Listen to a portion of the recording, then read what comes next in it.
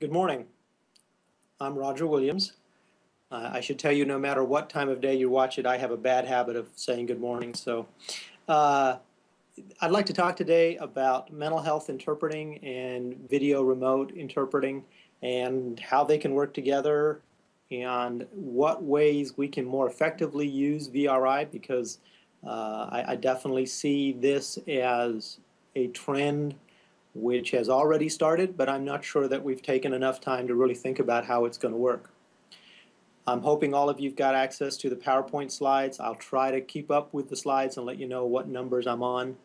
For those of you who don't know me, I work as the Director of Deaf Services with the Department of Mental Health in South Carolina, but I have worked as an interpreter in mental health and in a variety of different mental health settings over what seems to me to be an increasingly long time, and now about 35 years. So I want to look at how VRI is being used, but more importantly, how it can be used. And as I said, I'm on slide 2. It's not a question of if or when. That's already been answered. It's a resounding yes now. This is what's going on. This is how folks are using VRI already in mental health. So I think it's more a question of where do we use it and how do we use it. And we make sure that we're providing the best service to all of the clients, both deaf and hearing, and as we make that structure. So moving on to slide 3, I think the first thing we have to decide is, how do you decide if it's appropriate? It's not okay to just say, well, whenever we would have had an in-person interpreter, we'll just bring in VRI and it'll be the same, because it clearly is not the same. At the same time, I want to make it clear that I don't think that VRI is bad or worse or second best. There are some times when, in fact, VRI is capable of providing a better service because of some of the characteristics and benefits that it offers. And so what I think we need to do is look at what is the process that we go through in making the decision that VRI is appropriate. Clearly, there is not going to be a definitive answer. You're not going to get from this presentation well, if it is this, the answer is yes, and if it is this, the answer is no. I wish I could.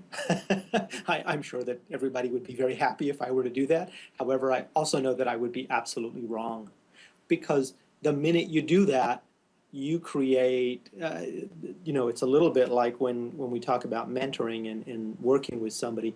If I don't understand all of the dynamics and variables that you're faced with, I can't give you an answer. So this is not about a hypothetical this, then that. This is more a framework and a structure. So what are the variables that you use to make that decision? One of them is what I'm going to call time sensitivity, and I'm going to explain each of these different slides as we go. But time sensitivity, meaning how far away, how critical is this appointment? Is time an issue that's here? The length of the assignment.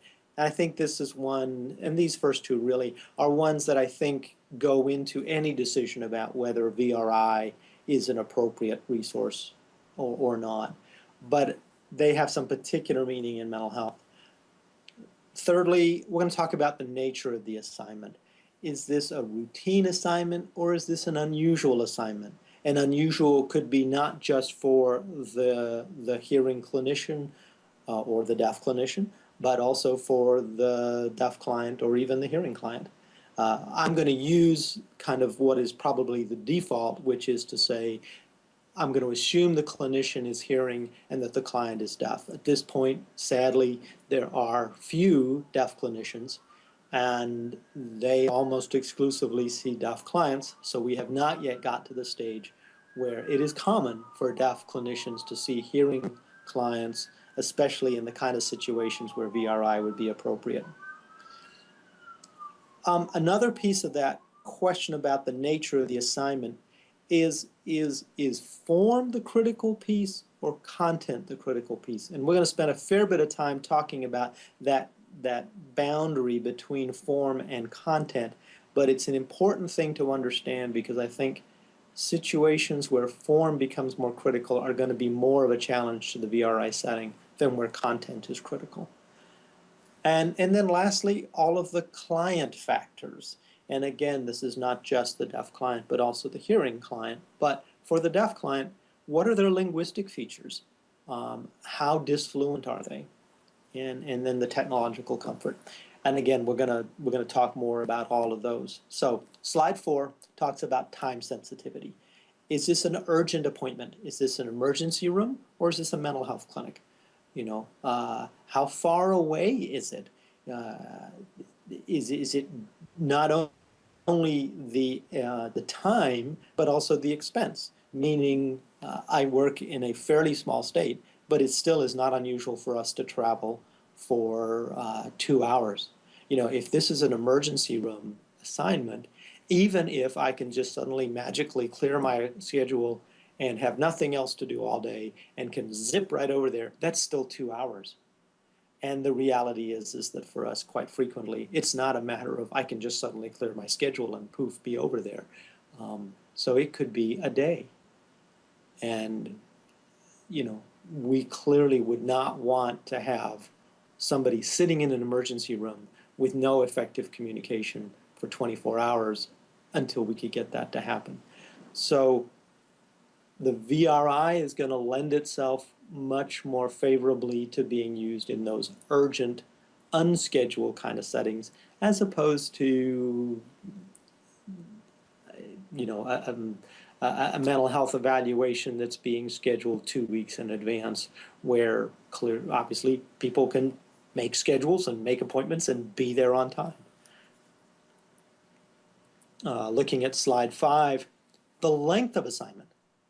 And again, I think this is something that within the VRI world is already old news.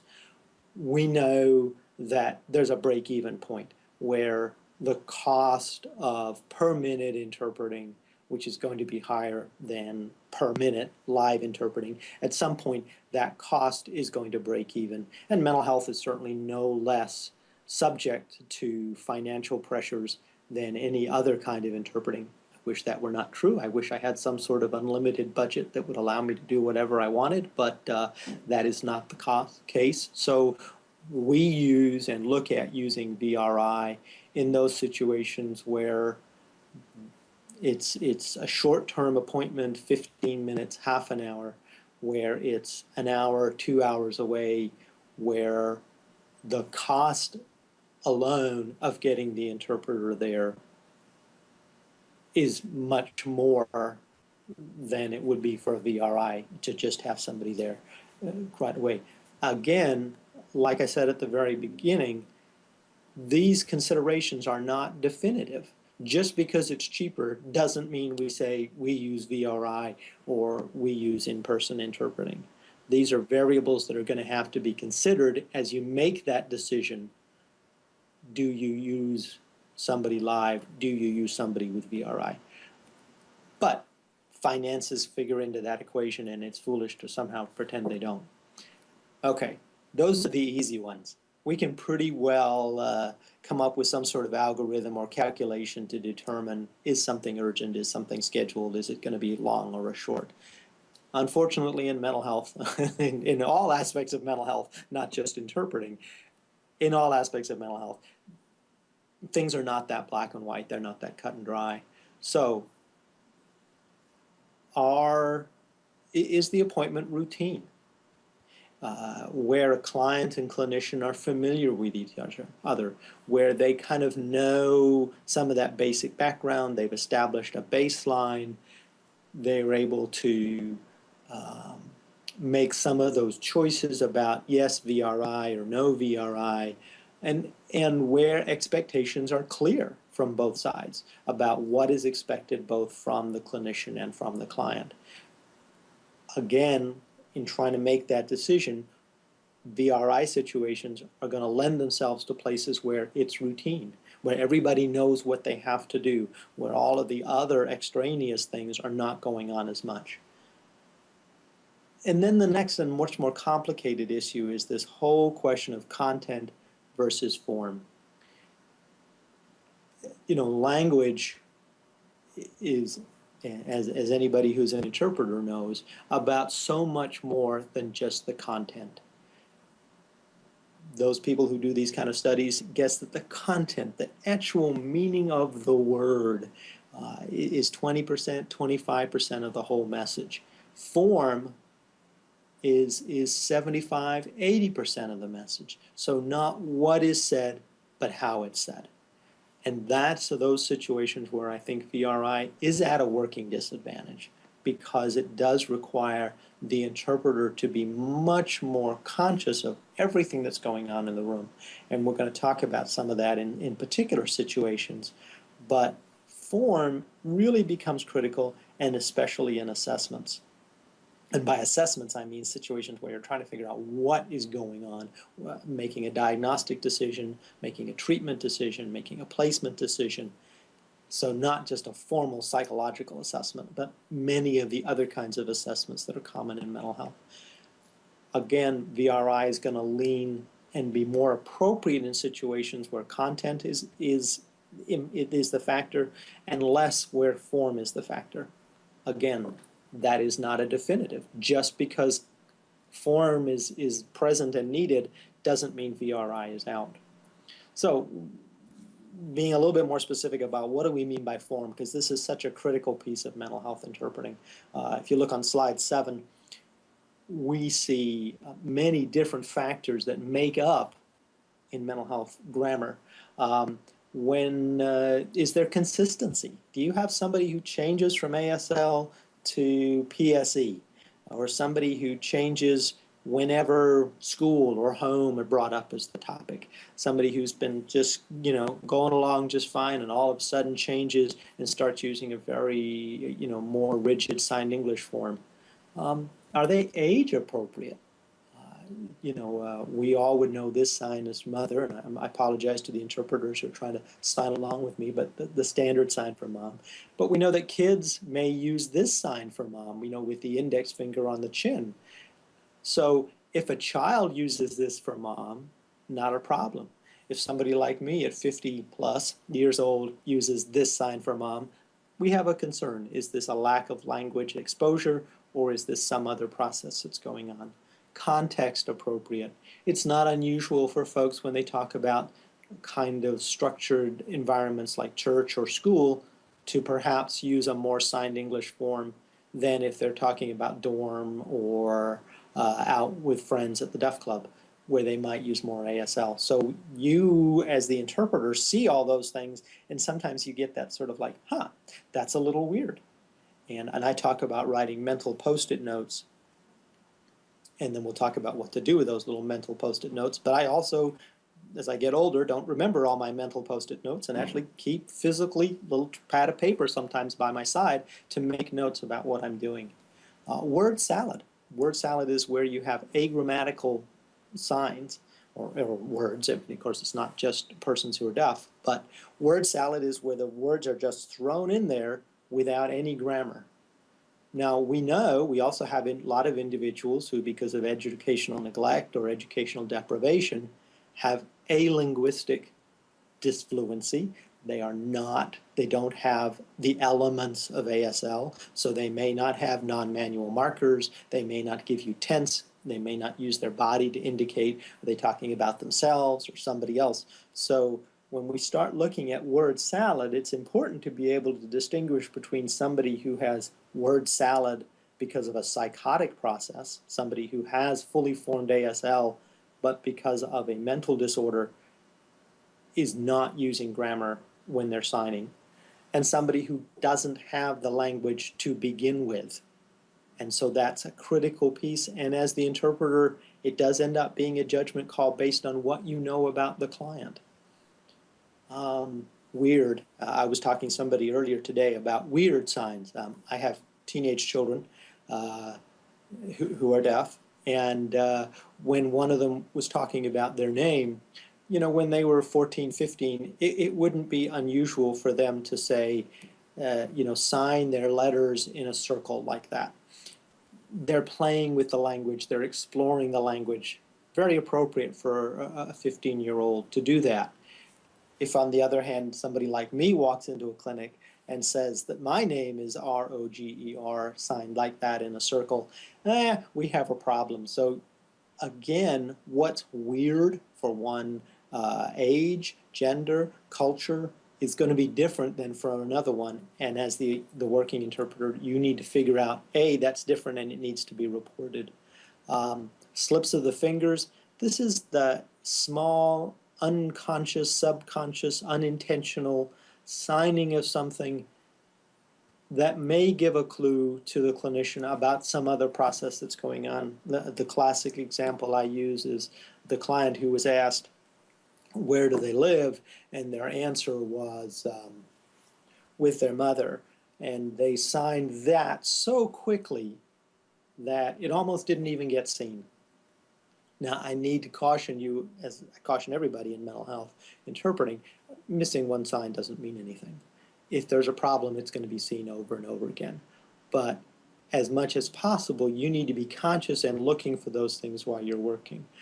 Clanging is where somebody is signing all their signs all with one hand shape, even though it makes no sense from an ASL perspective. And paraphasias are those odd hand movements, of course for hearing people it's odd speech sounds, that aren't part of language. Again, you're going to be looking at those things as the VRI interpreter and see something that's odd or strange, and you need to come figure out how and when do you communicate that to the hearing clinician. Responding to internal stimuli. What if you ask a client a question like, where did you go to school? In their answer, they start to sign, you know, I went to school.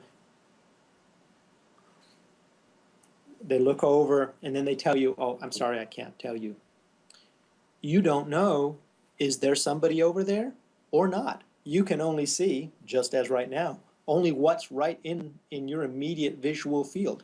You don't know if there's somebody over there. So you're going to have to get a good sense of who else is in the room. Where are they standing? Is somebody looking to someone who is not there? Or are they interacting with a real live individual who's standing in the corner? It'd be important to get all that information before you get started. But also, things change. Somebody comes into the room and, you know, if the client's mother walks in and suddenly they start talking to them, that tells you one thing. If they haven't walked into the room and they start talking to them, that certainly tells you something very different.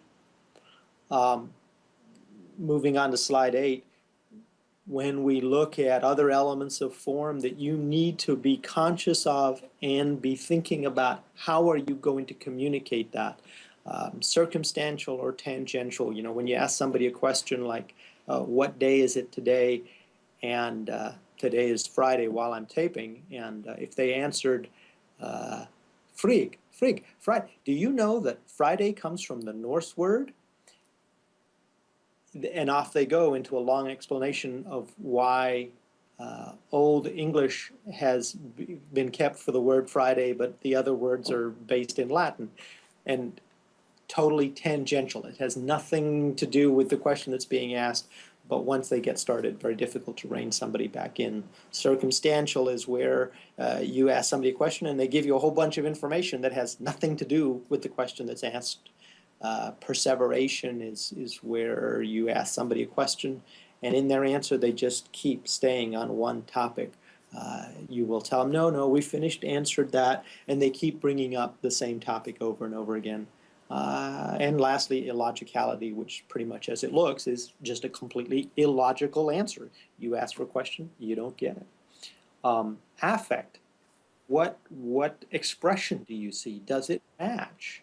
You know, is somebody telling you that they're happy and their face is very angry? It's important to understand that hearing people kind of have got the message while they're working with deaf people not to look at them. They get blinders, they get confused because they will say, oh, they look angry. And you're like, no, they're just telling you a story about somebody else who was angry. And so they may not see what to you is obvious, that they don't look happy. But they can't always tell what's part of grammar, what's part of storytelling, what's normal, a normal level of affect when you're relaying something as opposed to themselves being angry. Then speed of signing. Do you get somebody who's just signing very, very quickly? And if you don't know the baseline, which you often will not do in a VRI setting. You don't know, is this somebody who just always signs fast or somebody who always signs slow? So you have to kind of develop some internal yardstick where you might ask the clinician after the session, I don't know if they always sign faster or they always sign slow, but it seemed to me that they were signing faster than normal. And so at least the clinician knows, perhaps in the next setting, to say, the last interpreter said, this person signs fast. So everybody gets a little bit of a heads up. Psychomotor retardation, I kind of tell folks, this is the interpreter's dream client, the person who might take 2 or 3 minutes to sign a very simple question, every word, very slowly. Can also be very serious as an indication of some psychiatric disorders, but also reactions to medication. Somebody can be over-medicated and sedated and signing slower and slower. So it's important to keep track of all of those things while you're working. For all this talk about form, I don't want you to think that content is not important at all. We do care what gets said. We're going to ask you questions about, or not going to ask you, of course, we're going to ask the client questions about delusions, hallucinations. We're going to ask them about being oriented to person and place and time. And you get clients who can ask things like, you know, I clearly remember a clinician asking a client if the TV talked to them, and they kind of looked at me like, do they mean like video phone? And I'm like, no, they don't mean like video phone. Oh, then no. There actually has been some research that looked at deaf people to see could they make a distinction between video phone conversation and persons who are psychotic and thought the TV had special messages, and the answer is yes, they recognize that difference. But when we start talking about that, you know, if the doc says to them, do they think people on the TV are talking to them, and you're having a VRI conversation, well, that could be an interesting question, and you may need to be sensitive to that issue, because you would think, well, he would know that's what you meant, and the answer is no, they would not. Simple questions for hearing people, where are you? You know, like if you sign where's here, do you mean here, where I am, or do you mean where you are? So be conscious when you're asking orientation, because ASL is so contextual, that simple question of where are you or where is here is a much more complex question in ASL than it is in English.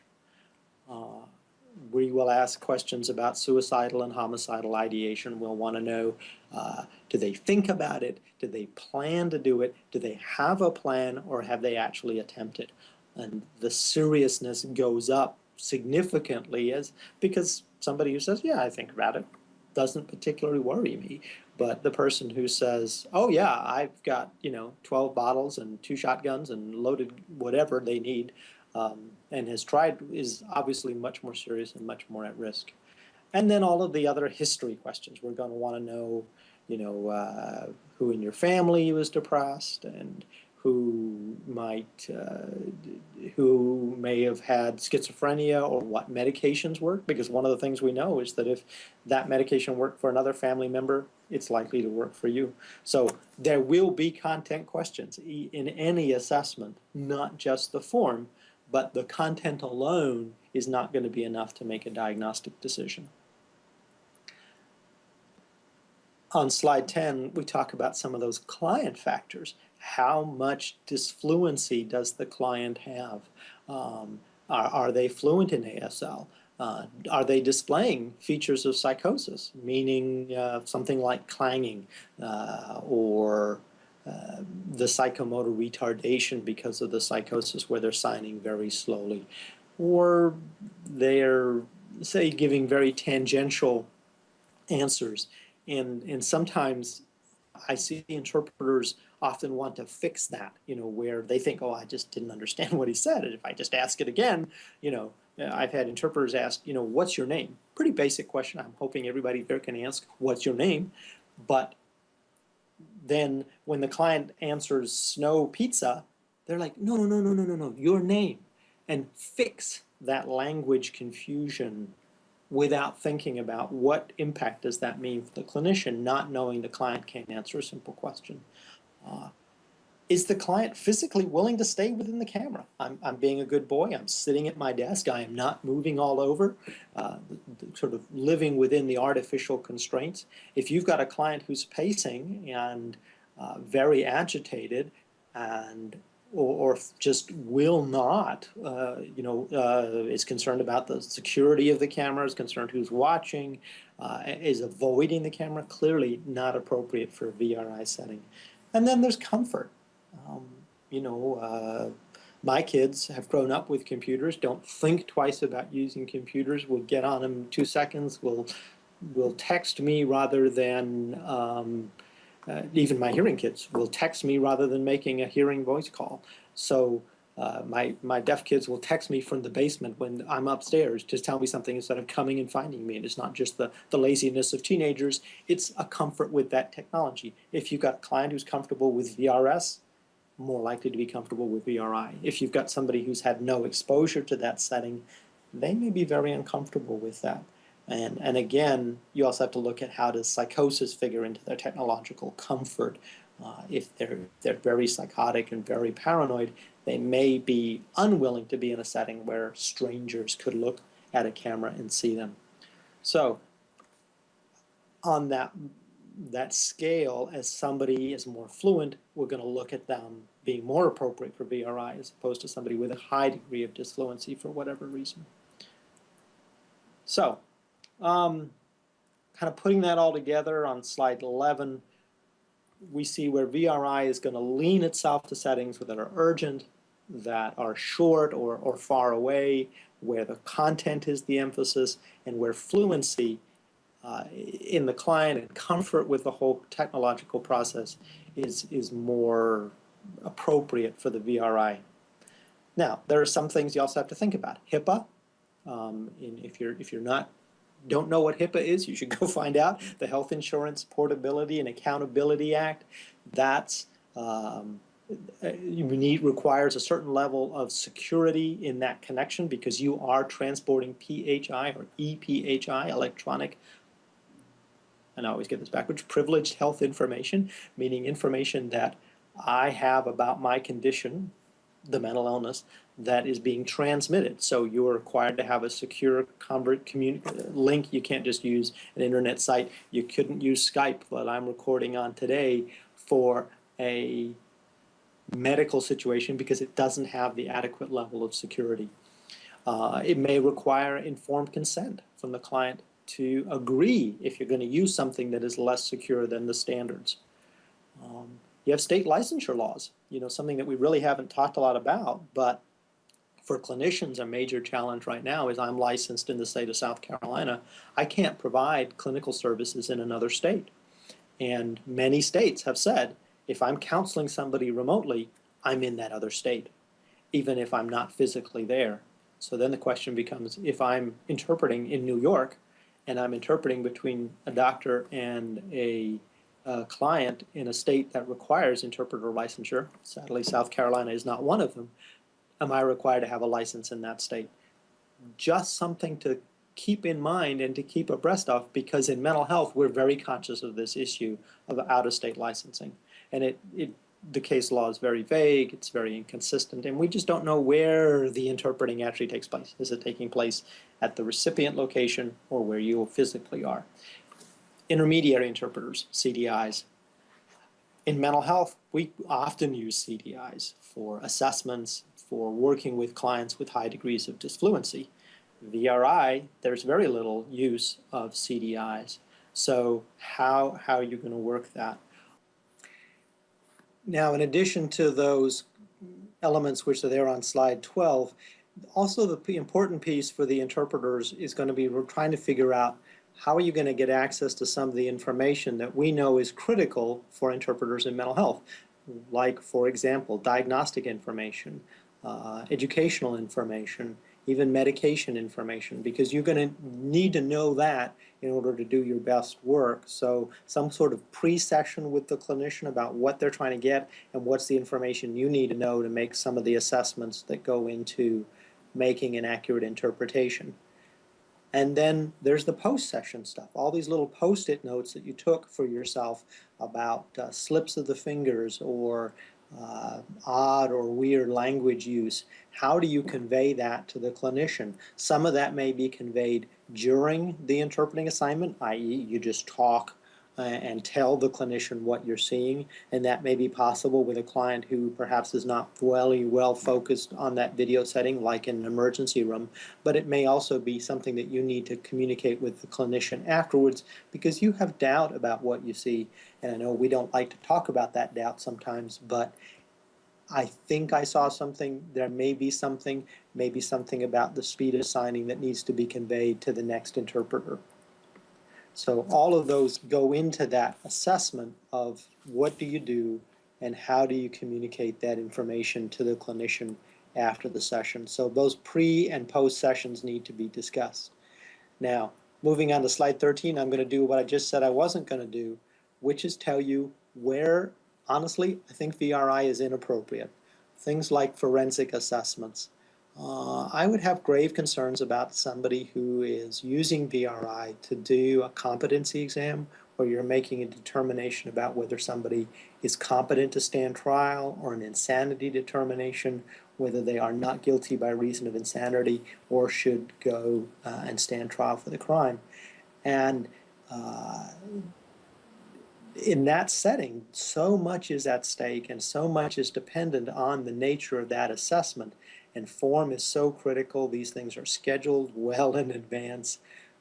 I would really wonder if somebody was using VRI in that setting. Psychological testing. Again, these are things that are scheduled well in well in advance. It's where there's a fair bit of form component to that. But then there's also a testing protocol. All of these tests come with certain rules about how you do it. And VRI is just not part of that protocol at this point in time. Now, it may be in the future, and maybe there will be clear guidelines for how you do it with a VRI interpreter. But I would look at a report that somebody had written and was using VRI as an interpreter, and I would have a concern.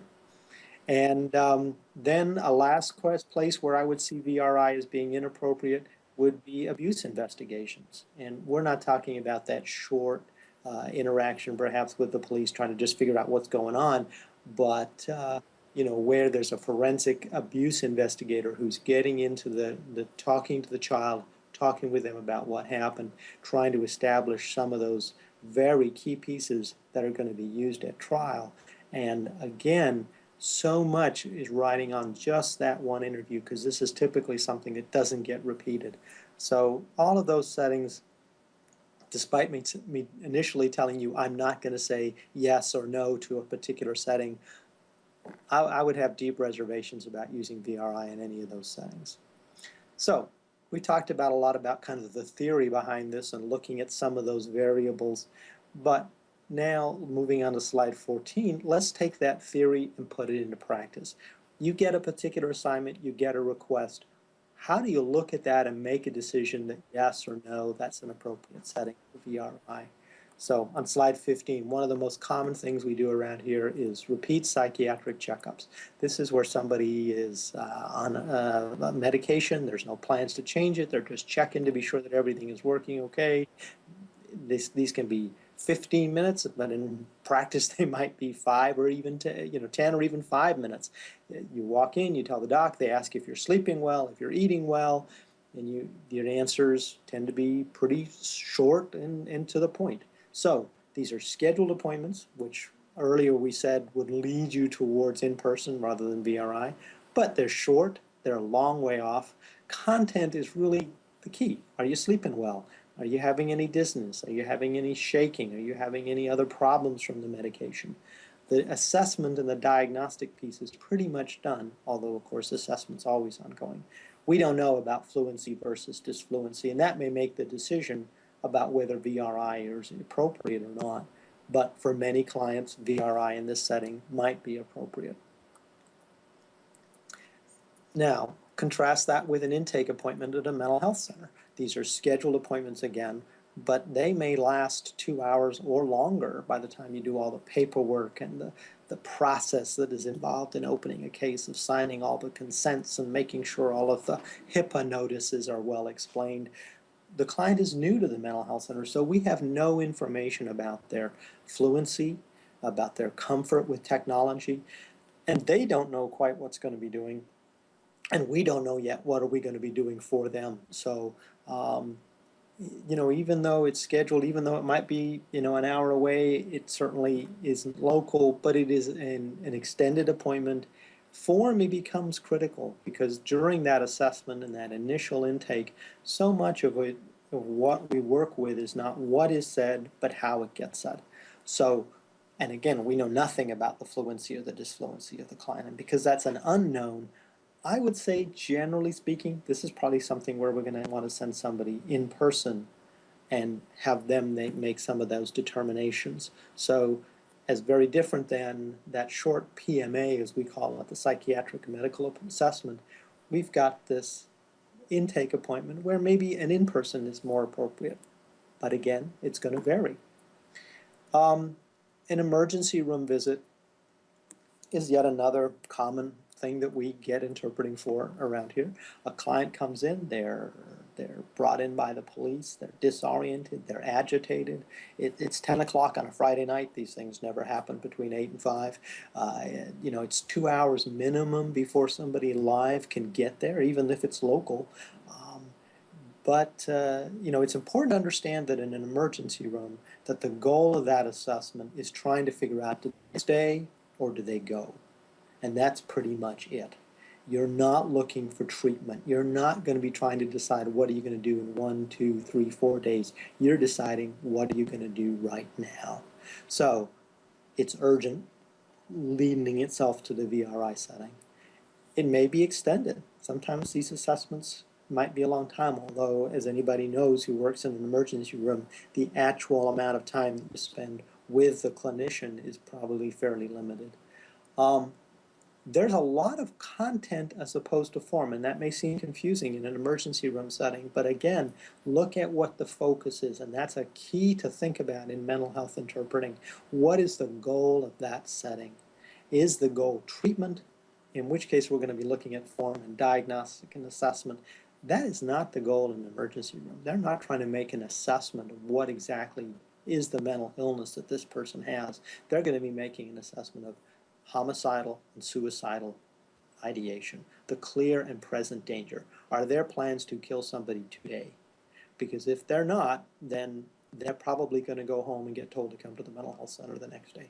So it is more content, and again, now the client may be more disfluent, but in that setting, given with what I know, probably something appropriate for VRI. So in each of these settings, we're going to balance the client needs to good immediate service with our financial needs, but also how can we best work together? For that routine PMA, for that medical appointment, if the client has to wait until an interpreter is scheduled and free and available to get there, using VRI might be a better option just because they can get in to be seen by the doctor on their schedule and not dependent on our schedule. The emergency room, of course, it doesn't make any difference. Nobody has schedules. But if we can get somebody seen, and you don't want to leave somebody sitting in an emergency room for 2 hours or a day or 2 days, depending on where you are, until they can get in to get seen and get properly assessed. So an emergency room is certainly something where appropriate for VRI. I want to thank everybody for paying attention to this workshop and appreciate Gallaudet University for sponsoring this event.